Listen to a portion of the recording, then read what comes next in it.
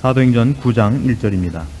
사울이 주의 제자들을 대하여 여전히 유업과 살기가 등등하여 대제사장에게 가서 다메섹 여러 회당에 갈 공문을 청하니, 이는 만일 그 돌을 쫓는 사람을 만나면 물론 남녀하고 결박하여 예루살렘으로 잡아오려 함이라. 사울이 행하여 다메섹에 가까이 가더니 호련히 하늘로서 빛이 저를 둘러 비추는지라. 땅에 엎드려져 들음에 소리 있어 가라사대, 사울아 사울아 내가 어찌하여 나를 핍박하느냐 하시거늘, 대답하되 주여 뉘시오니이까. 가라사대 나는 네가 핍박하는 예수라. 네가 일어나 성으로 들어가라. 행할 것을 네게 이를 자가 있느니라 하시니, 같이 가던 사람들은 소리만 듣고 아무도 보지 못하여 말을 못하고 섰더라. 사울이 땅에서 일어나 눈을 떴으나 아무것도 보지 못하고 사람의 손에 끌려 다메섹으로 들어가서 사흘 동안을 보지 못하고 식음을 전폐하니라. 9절 말씀까지 봉독했습니다.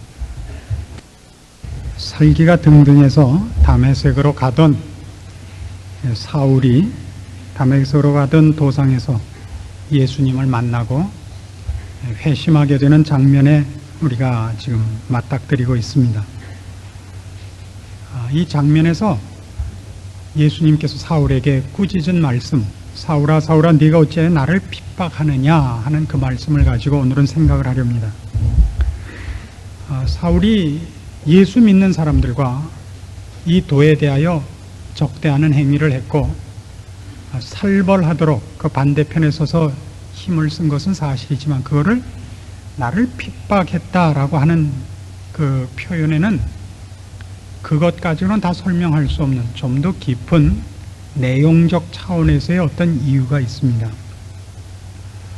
사도행전 22장에 가시면 나중에 사도로 그의 사역을 하는 중에 마지막에 예루살렘에 올라와서 유대인들에게 사로잡혀 자신이 한 일에 대한 그 변명을 하는 장면을 만나게 됩니다.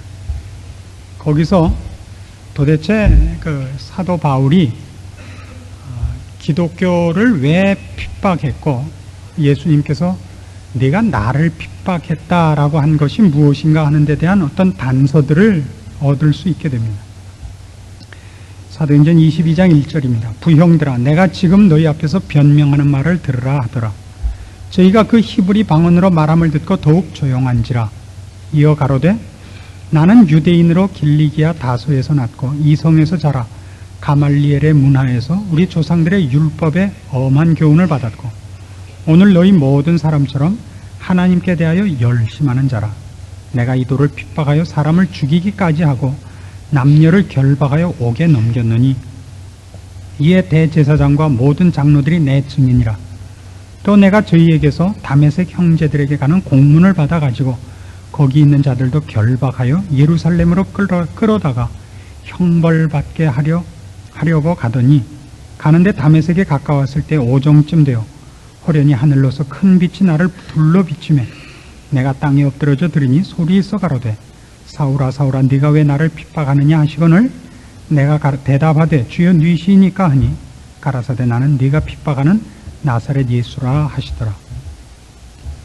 여기 지금 사도 바울이 예루살렘에서 유대인들에게 이제 붙잡히고 고소를 당합니다.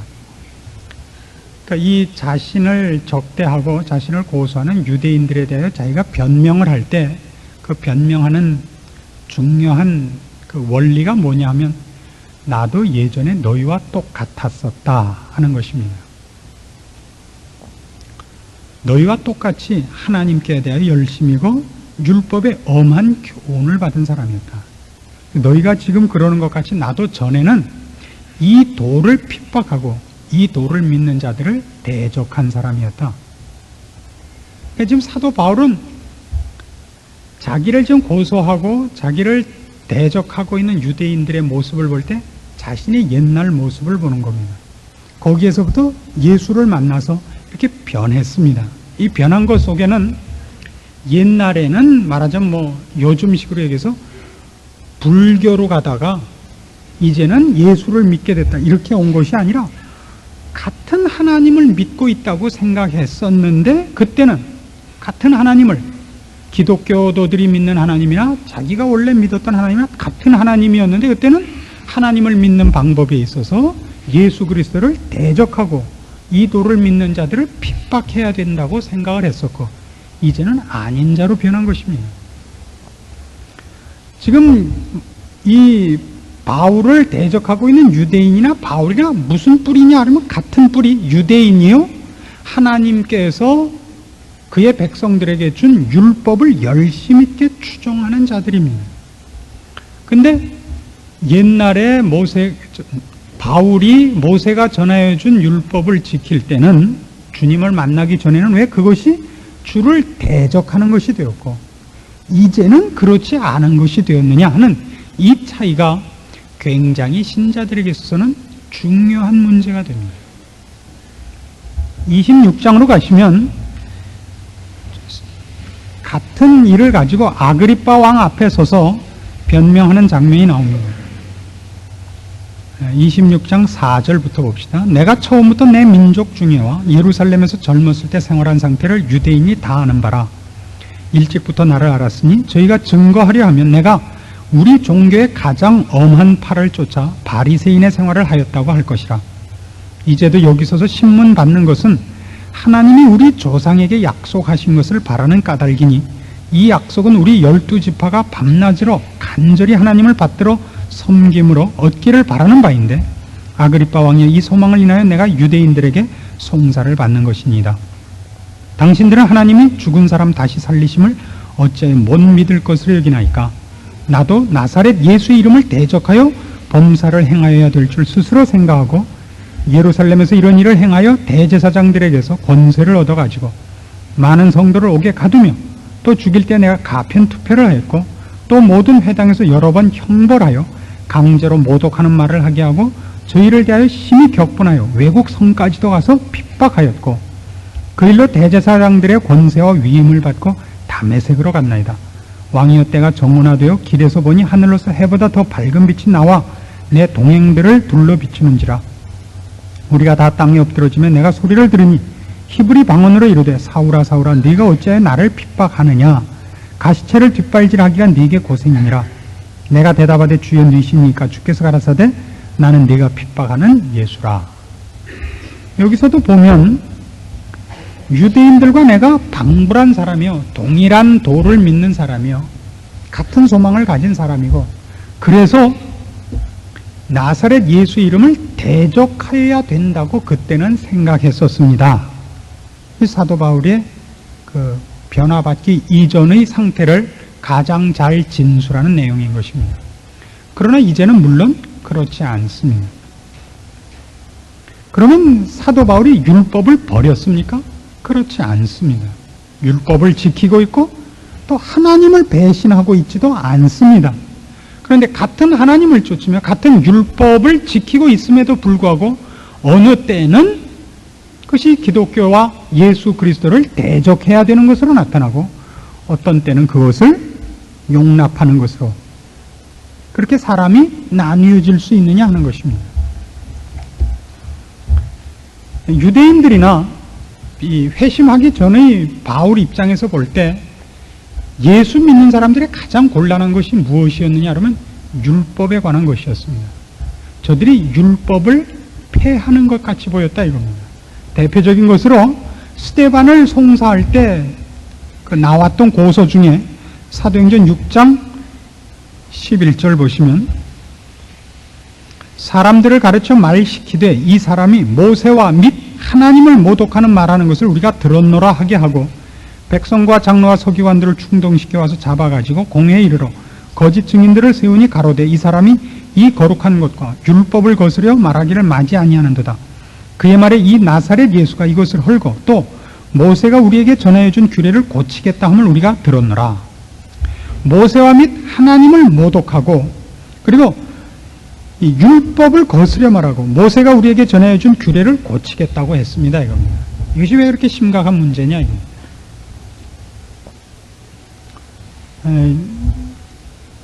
예수님께서 이 땅에 오셔서 생활한 것 중에 유대인들, 특히 유대인들의 종교 지도자인 서기관이나 제사장들이나 바리새인들에게 가장 크게 충돌이 된 것은 예수님께서 죄인들과 동류로 자신을 취급하시고 그들의 친구가 되신 것입니다.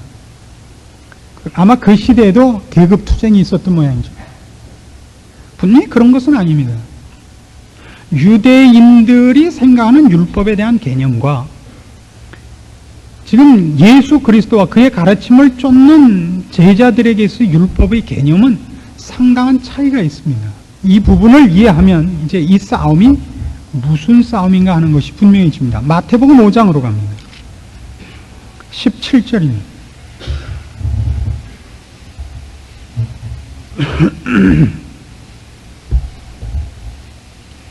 자, 예수님께서 그의 가르치심에 대하여 유대인들의 오해가 있을 것을 미리 아시고 이렇게 말씀하신 것을 기억하십시오.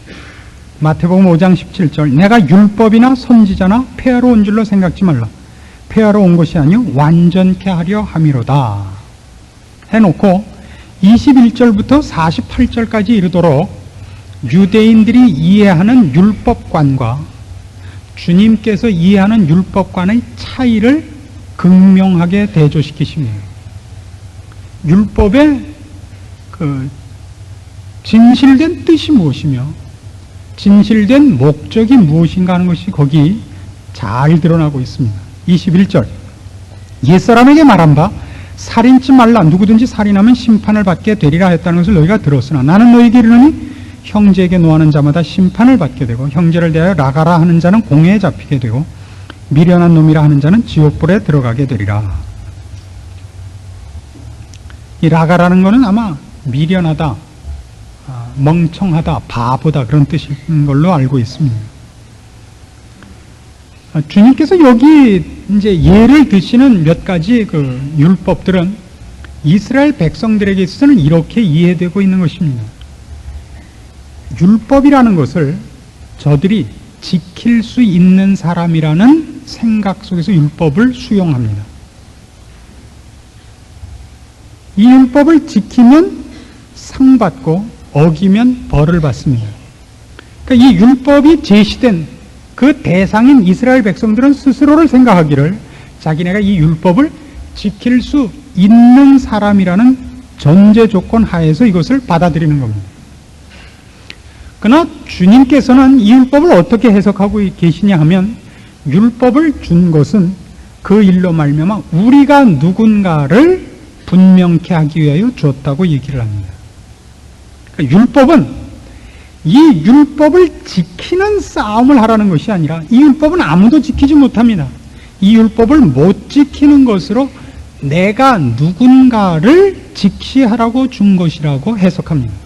그래서 이 산상설계에 나오는 주님의 율법의 해석을 들으면 여기 있는 율법을 지킬 수 있는 사람이 없다는 것을 인정하는 대로 우리를 몰고 갑니다. 자, 살인 문제만 해도 그렇습니다. 지금 유대인들이 이해하는 것은 살인을 했느냐 안 했느냐의 싸움입니다.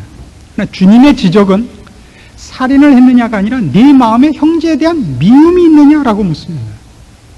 그것이 열매로 맺히면 살인이다 이겁니다. 여러분 미워하는 사람이 있는가 마음속에 한번 써보십시오. 미운 사람이 누굽니까? 아닌 것 같은 얼굴을 하고 있지만 여러분 마음속에 전화번호부보다도 더 두껍게 명단이 있지 않습니까? 그렇죠. 저에게도 한번 물어보십시오. 미워하는 사람이 있는가? 없지요, 저는. 이 정치적 발언입니다, 이게. 왜 없겠습니까? 우리 집안 식구 중에도 있는데. 그러나 이제 목사니까 대외 선전용으로 없다 이렇게 말하지만 개인적으로 와서 물으면 말할 수 없이 많죠. 손가락 발가락을 다 동원해도 헤아릴 수 없을 만큼 많습니다. 왜요? 사람은 언제나 자기 자신 편입니다. 죽었다 깨도 자기 편입니다. 아무도 남의 편입니다. 부모 편도 아니고 자식 편도 아니고 마누라 편도 아니고 언제나 자기 편입니다. 집에 가서 오늘 싸울 일이 걱정입니다. 당신인지 알고 봤더니 이럴까봐 지금 걱정입니다. 성경이 지적하는 인간의 죄인된 모습입니다. 아무도 누구 편이 아닙니다. 우리가 누구 편을 들 때는 그 편을 들어서 나에게 이익이 있거나 그 편을 들므로써 제3자인 누구를 죽이려고 할 때만 누구 편을 듭니다.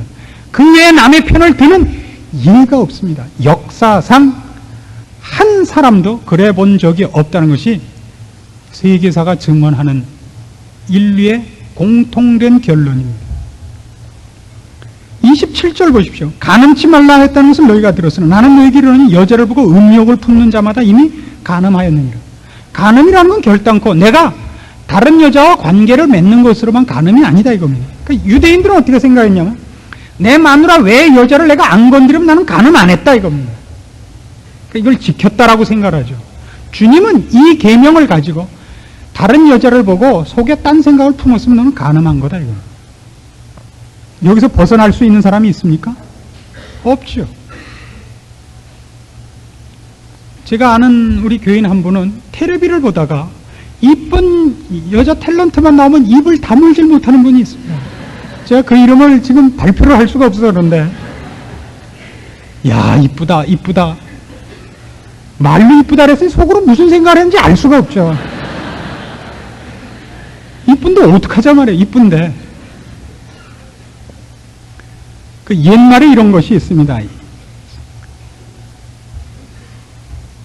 여탕 앞을 안 쳐다보고 지나가는 남자는 없다.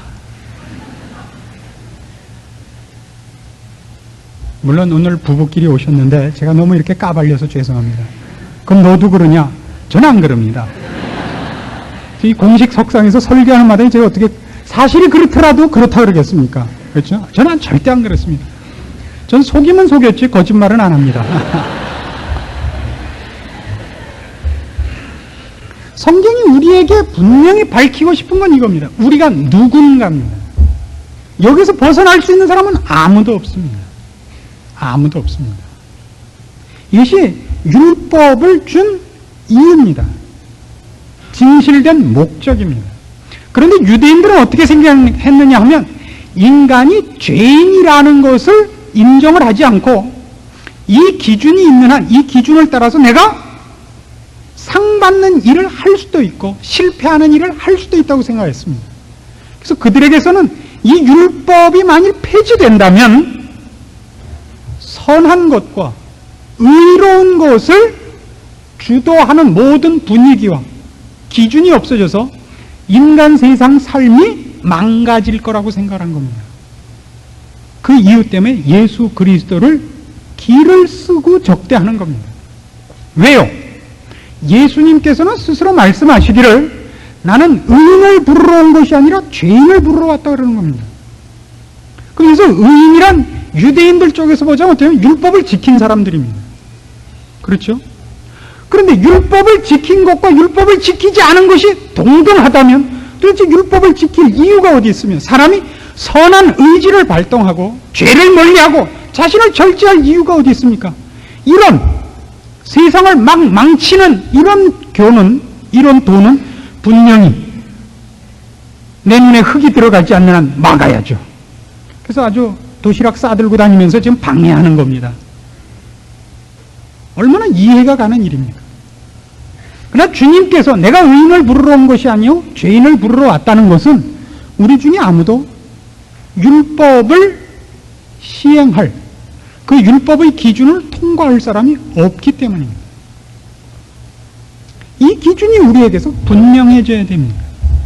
우리가 죄인이라는 것을 직시하도록 율법이 동원되어 있지 우리가 율법을 지킬 것이냐 안 지킬 것이냐의 싸움을 위하여 율법이 제시되고 있지 않습니다. 대표적인 예로 로마서 7장을 가보십시오. 나중에 바울이 회심하고 하나님의 종으로 쓰임을 받으면서 이제 율법에 대한 진실된 뜻을 해석하는 장면이 나옵니다. 로마서 7장 5절입니다. 우리가 육신에 있을 때에는 율법으로 말미암는 죄의 정력이 우리 지체 중에 역사하여 우리가 사망을 위하여 열매를 맺게 하였더니 이제는 우리가 얽매였던 것에 대하여 죽었으므로 율법에서 벗어났으니 이러므로 우리가 영의 새로운 것으로 섬길 것이요 의문의 묵은 것으로 아니할지니라. 그런즉 우리가 무슨 말하리요? 율법이 죄냐? 그럴 수 없느니라. 율법으로 말미암지 않고는 내가 죄를 알지 못하였으니 곧 율법이 탐내지 말라 하지 아니하였다면 내가 탐심을 알지 못하였으리라. 그러나 죄가 기회를 타서 계명으로 말미암아 내 속에서 각양 탐심을 이루었나니 이는 법이 없으면 죄가 죽은 것임이니라. 전에 법을 깨닫지 못할 때는 내가 살았더니 계명이 이름에 죄는 살아나고 나는 죽었도다. 율법이 여러 가지 금령을 내리고 있습니다. 이런 건 하지 마라, 이런 건 하지 마라. 근데 사람이 죄인인 것이 어디서 증명이 되냐면 하지 말라는 말을 들으면 더 하고 싶더라 이겁니다. 우리는 요즘 신문지상에서 여러 가지 추악한 사회 범죄 현상들을 봅니다. 누가 어떻게 돈을 빼돌렸는가, 누가 어떻게 큰 죄를 저질렀는가. 그래서 우리는 맨 처음엔 놀랍니다. 아니 이럴 수가 있는가. 두 번째는 야 그놈 참 신났었겠다, 이 생각이 꼭 든단 말입니다. 잡히지만 않는다면 해보고 싶은 일로 우리 마음속에 유혹으로 남아있더라 이겁니다. 그래서 신문지상에 발표하는 것 중에 어떤 것들은 그 언론기관 자체에서 발표하지 않는 것이 있습니다. 왜요? 어떤 사람이 이런저런 범죄를 저질렀다고 발표를 하면 사람들이 놀라는 것이 아니라 그 범죄를 배우더라 말입니다. 그렇죠?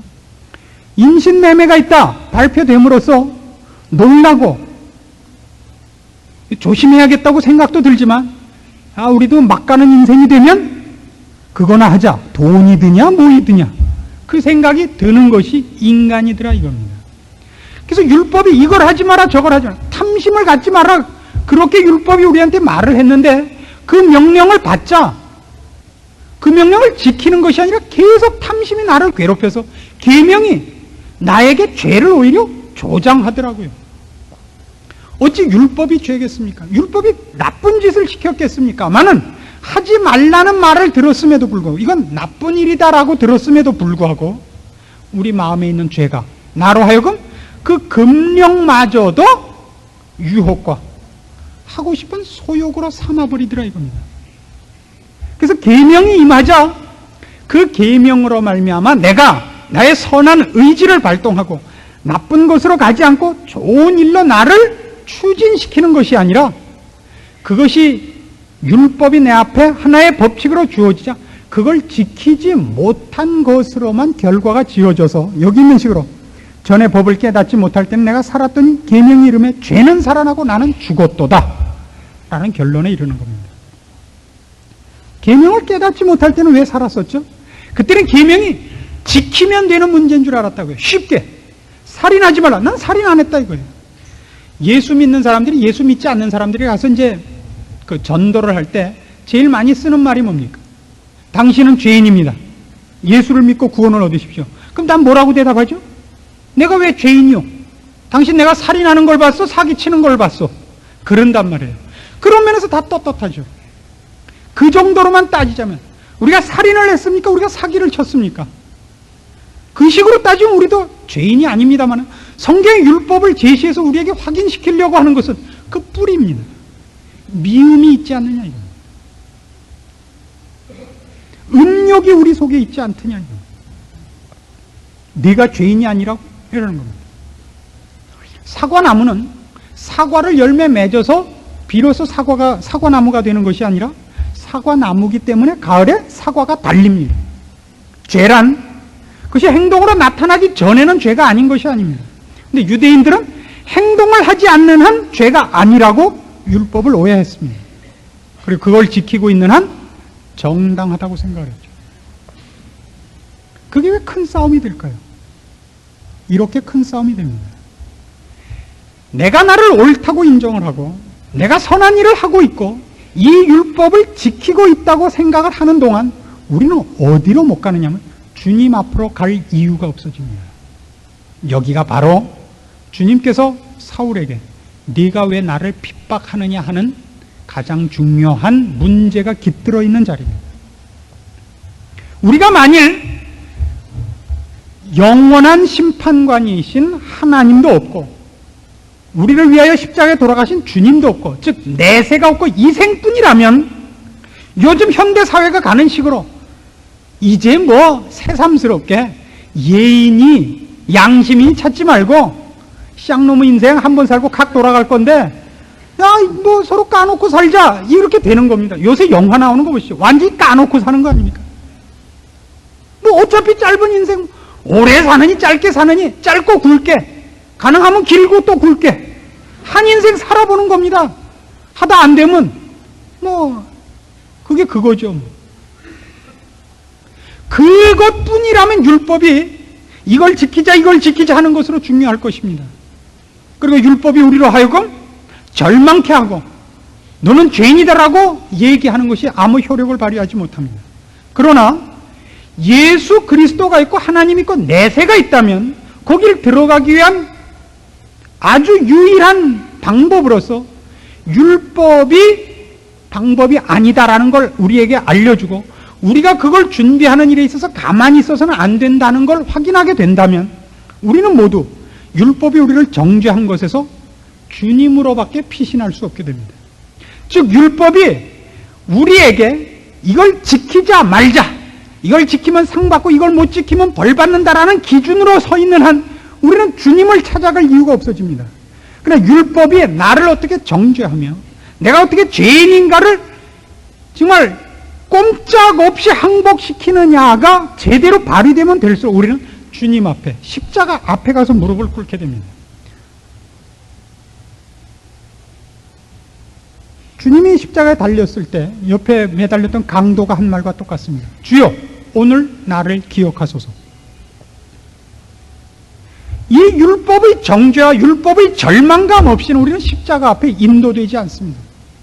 세상에서 사는 사람들이 기독교를 가장 이해 못하는 게 무엇이냐 하면 저들도 착하게 살자는 것이고 우리도 착하게 살자는 것 아니냐라고 이해하는 한 십자가와 예수 그리스도를 믿을 아무런 이유를 발견하지 못하는 겁니다.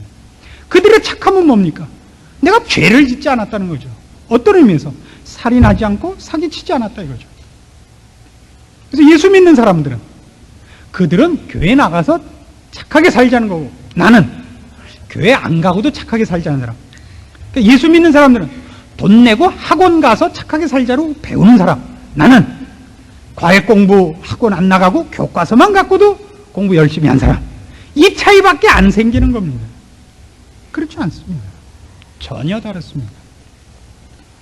우리 이 신자란 우리가 죄인인 것과 이대로 있으면 안 된다는 것을 확인한 사람들인 것입니다.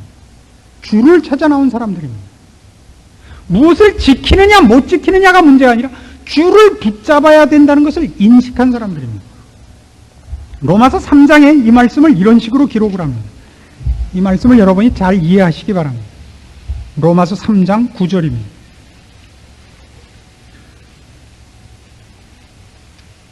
3장 9절입니다. 그러면 어떠하뇨? 우리는 나으뇨? 결코 아니라. 유대인이나 헬라인이나 다 죄 아래 있다고 우리가 이미 선언하였느니라. 기록한 바 의인은 없나니 하나도 없으며 깨닫는 자도 없고 하나님을 찾는 자도 없고 다 치우쳐 한 가지로 무익하게 되고 선을 행하는 자는 없나니 하나도 없도다. 저희 목구멍은 열린 무덤이요 그 혀로는 속임을 베풀며 그 입술에는 독사의 독이 있고 그 입에는 저주와 악독이 가득하고 그 발은 피 흘리는데 빠른지라. 파멸과 고생이 그 길에 있어 평강의 길을 알지 못하였고 저희 눈앞에 하나님을 두려워함이 없느니라 함과 같으니라. 이게 누구를 묘사한 겁니까? 모든 인류를 묘사한 겁니다. 입을 열면 남 죽이는 말밖에 하지 않더라고요. 어디로 가장 부지런히 다니냐면 사람 짓밟는 곳으로 가장 부지런히 다니더라고요. 파멸과 고생의 길밖에 모르고 평강의 길을 알지 못합니다. 하나님을 두려워하지 않습니다. 19절 우리가 알거니와 무릇 율법이 말하는 바는 율법 아래 있는 자들에게 말하는 것이니 이는 모든 입을 막고 온 세상으로 하나님의 심판 아래 있게 하려 함이니라. 그래서 율법은 어떤 효과를 가지느냐? 율법을 지켜보려고 애를 쓰면서 사람들은 이걸 발견하는 겁니다. 우리가 율법을 지킬 수 없는 수준밖에 안 된다는 것을. 하나님이 제시한 최소한의 카트라인에 그걸 통과하는 자가 없는 것입니다. 그래서 우리가 죄인인 것을 자인케 하는 것으로 율법이 등장을 합니다. 20절 그러므로 율법의 행위로 그의 앞에 의롭다 하심을 얻을 육체가 없나니 율법으로는 죄를 깨달음입니다. 율법을 지킬 자가 없습니다. 율법으로 인하여 사람들이 뭘 깨닫느냐? 우리가 죄인이다. 본성적으로 죄인이다 하는 것을 깨닫습니다. 그래서 하나님이 어떤 방법으로 구원을 하죠? 그래서 율법 아닌 방법, 십자가라는 방법으로 구원을 합니다. 우리 모두 십자가 밑에 온 사람입니다. 왜요? 우리가 죄인인 것을 확인한 겁니다. 우리가 어떤 법칙을 지키고 어느 만큼의 윤리와 도덕과 선을 쌓음으로써 천국에 가지 못한다는 것을 깨달은 사람들입니다. 예수를 믿지 않는 사람들은 누굽니까? 그들은 아직도 자신이 선하고 의로운 행동을 할 가능성이 있다고 믿고 있는 것입니다. 우리한테 이 생각이 얼마나 많으냐 하면, 그런데 신앙생활을 하는 데 있어서 사람들은 끊임없이 신앙생활을, 신앙의 핵심을 규범화하기를 좋아합니다. 끊임없이 그렇습니다. 율법주의와 십자가를 앞세운 기독교 신앙과의 가장 큰 차이가 뭡니까? 율법이란 결국 자신을 신으로 인정하는 겁니다. 기독교와 다른 모든 종교의 차이가 뭡니까? 다른 모든 종교는 범신론입니다. 범신론이란 인간 자신의 신성을 인정하는 겁니다.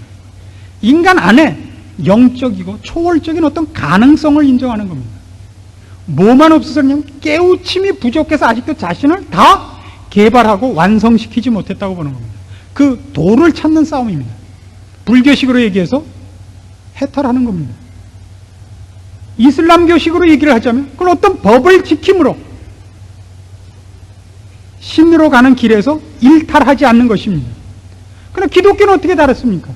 스스로가 스스로를 깨우치고 발전시키는 것이 아니라 누구에게 도움을 요청하는 거 아닙니까? 주님, 나를 도와주십시오. 나를 불쌍히 여기소서. 이게 기독교 신앙의 가장 중요한 핵심입니다. 저를 지옥에 보내지 마십시오. 이겁니다. 처절무쌍하고 아주 원색적입니다. 그래서 기독교 신앙의 가장 무서운 적이 뭐냐 할 때는 우리의 믿는 바를 규범화하는 겁니다. 그걸 하나의 도로 깨우치려고 하는 것이 가장 무섭습니다. 이건 물론 이해해야 됩니다. 우리의 신앙의 깊이를 갖기 위해서, 풍성하기 위해서 정리해야 됩니다만 그것이 하나의 개념이 되고 관념론으로 빠져서는 안 됩니다. 관념론으로 빠져 내가 그것을 이루어 나가는 싸움으로 가는 한 우리는 누굴 놓아버리냐면 주님을 놓습니다. 기독교는 관념과 철학과 어떤 무슨 이런 도에 관한 싸움이 아니고 주님에 관한 문제입니다. 주님과 나의 싸움입니다. 이거랑 똑같죠? 결혼하기 위해서 만난 젊은 한 쌍이 상대방 마음을 사로잡아야죠. 거기서 내가 얼마나 똑똑한가, 내가 얼마나 잘났는가, 내가 얼마나 능력이 있는가를 얘기한다면 그것이 상대방을 사로잡기 위한 것으로 등장하는 건 상관이 없습니다. 근데 연애란 어떤 것인가? 연애학 개론부터 시작해서 결혼학 본론, 이런 얘기는 그냥 쪼답니다. 그렇죠? 상대방을 사로잡아야죠. 신앙에서 가장 중요한 게 뭐냐면 예수 그리스도라는 그 분과 나와의 문제가 해결돼야 되는 겁니다. 그 분을 사귀고 그 분 마음에 드는 싸움을 해야 됩니다. 내가 얼마나 성경을 많이 읽었는가, 성경에 대해서 박학한가 하는 것은 도무지 관계가 없습니다. 만약 그것이 필요하다면 주를 알고 주와 더 깊이 사귀는 방법으로서 그것을 쓰셔야 됩니다. 여기가 바로 우리가 모자라는 부분입니다. 언젠가 한번 안식일 강의를 하다가 그 강의를 실컷 해놓고 끝에 이런 허탈한 질문을 받은 적이 있습니다. 안식일이라는 것은 구약시대에는 지금으로 말하면 토요일날 지켰습니다. 제7일에 지켰죠. 신약시대에 와서 안식 후 첫날로 안식일의 개념이 주일로 승계되면서 요일이 바뀌었습니다. 안식일에 일을 하지 않도록 구약이 명하고 있습니다. 무슨 일도 해서는 안 됩니다. 그 이유는 이런 상징 때문입니다. 하나님께서 천지를 엿새 동안 지으시고 일해야 되는 날 쉬었기 때문입니다. 그게 무슨 뜻이냐면 너희가 천지를 만들지 않았다 이겁니다. 너희는 신이 아니다 이겁니다. 나만이 신이다 이겁니다. 너희도 피조물이고 너희가 지금 누리는 모든 것을 내가 만든 것을 가지고 너희가 누리는 것이다. 이 상징으로 안식일에는 아무 일도 하지 않도록 되어 있습니다.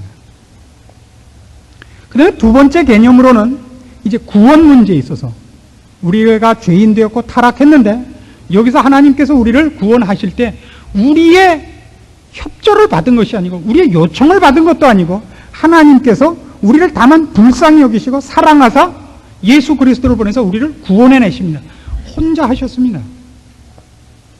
구원은 은혜로 받은 것이다. 내가 일한 대가로 받은 것이 아니다라는 상징으로 이제 그 안식일을 승계한 이 주일, 예수님 부활하신 날을 기념하는 이 안식 후 첫날 주일을 아무것도 안 하는 것으로 안식일 개념과 어쩌면 조금은 일맥상통하는 개념 속에서 이 날을 일을 안 하기로 되어 있습니다. 이 일을 안 한다는 상징은 뭐냐 하면 그런 뜻입니다.